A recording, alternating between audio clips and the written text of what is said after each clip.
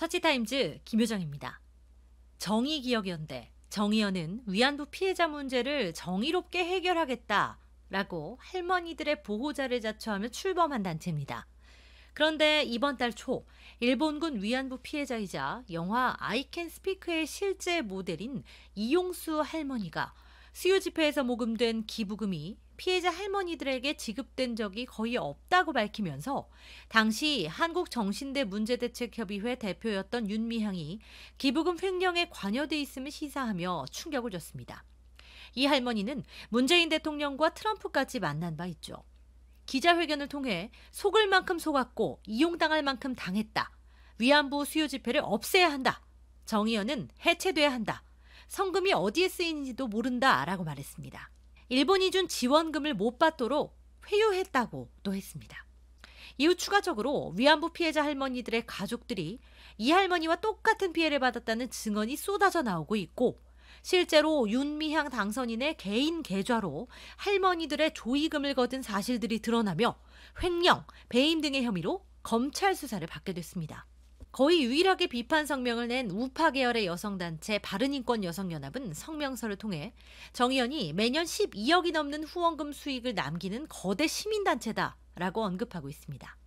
후원금과 별도로 국가 예산 지원까지 받고 있는데 2020년 위안부 피해자 생활 안정과 기념사업 국가 예산만 47억 4,500만 원을 받았다 이렇게 말을 했습니다. 한국 교회로부터도 수많은 지원금을 받은 것으로 알려져 있죠. 아직도 행방이 묘연한 2018년 2월 처리금 22억 원, 2018년 호프집에서 사용한 3천만 원 정도, 또 상조회사 1,100만 원의 지출, 고 김복동 할머니의 장학금을 정의연 이사 자녀를 포함한 좌파 시민단체 활동가 자녀들의 장학금으로 전용했던 것 등등 이 불법적인 회계 처리에 대한 의혹도 끝이 없이 제기되고 있다라고 이야기했습니다.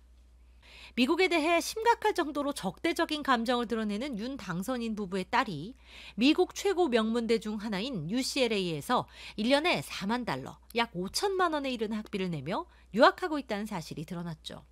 처음에는 전액 장학금을 받았다고 주장했던 부분도 결국 거짓말로 밝혀졌고 이후 형사보상금이라는 주장도 거짓말이라는 의심을 받고 있습니다.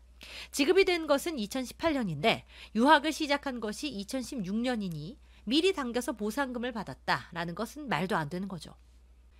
지금은 정의연이 된 정대협의 핵심 이 윤미향 당선자가 한때는 목사를 꿈꿨다는 사실은 많이 알려져 있지 않습니다.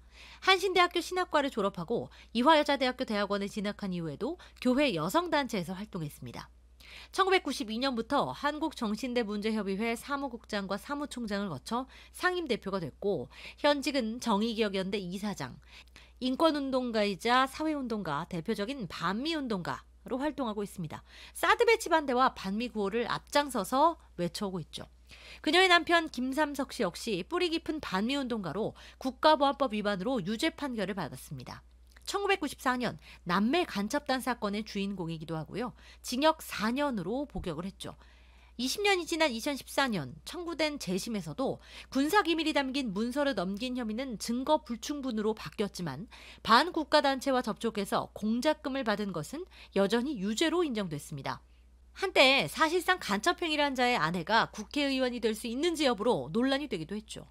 이 외에 전현직 이 정대협의 주요 임원들의 배우자들이 간첩 혐의로 기소되거나 국가보안법 위반으로 수감 생활을 했던 친북 좌파 성향의 운동가들이라는 것은 충격을 줍니다. 미래한국 기사에 따르면 정대협 초기부터 수요 집회 등 실무에 적극 참여한 손미희 정대협 대외협력위원장의 남편 한충목 한국진보연대 공동대표 역시 국가보안법 위반 혐의로 수차례 구속된 바 있습니다.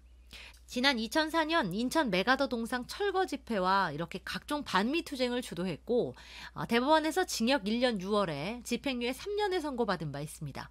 정대협 이사였던 이 신미숙 씨의 남편 최동진 씨도 국가보안법 위반으로 실형을 선고받은 전력이 있죠.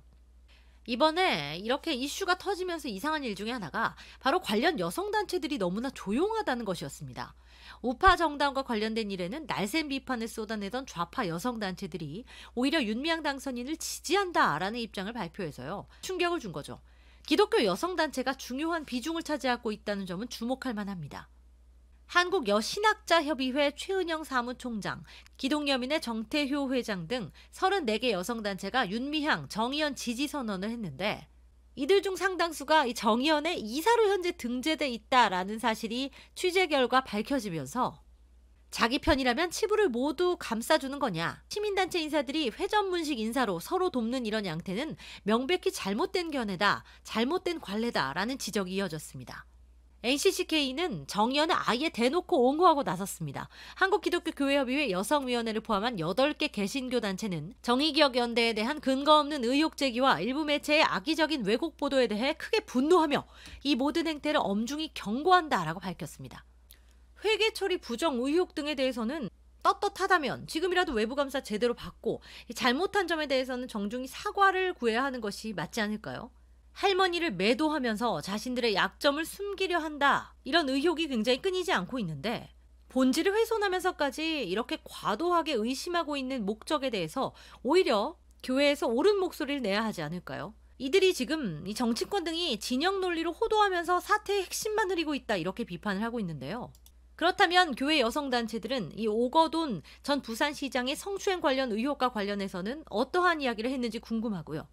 평화나무 김용민 이사장의 여성들을 향한 저질 발언에 대해서는 어떠한 논평을 냈는지 굉장히 궁금해집니다. 또 진보를 자처하는 이들 여성 신학자들은 과거 총회에 한국교회의 건전하고 성경적인 동성애 비판을 문제 삼으면서 성소수자 혐오를 중단하라는 성명을 발표하기도 했죠. 회계부정 의혹을 받고 있는 당사자와 또 성범죄를 저지른 좌익 국회의원에 대해 침묵하거나 오히려 감싸는 것이 예수님의 정신인지 묻고 싶습니다. 잘못된 페미니즘으로 남녀 갈등을 오히려 부추기고 여성 문제를 정치 쟁점화시키고자 하는 것은 아닌지 교회 내 일부 기독교 여성들 정신 차리시기 바랍니다. 처치타임즈 김효정이었습니다.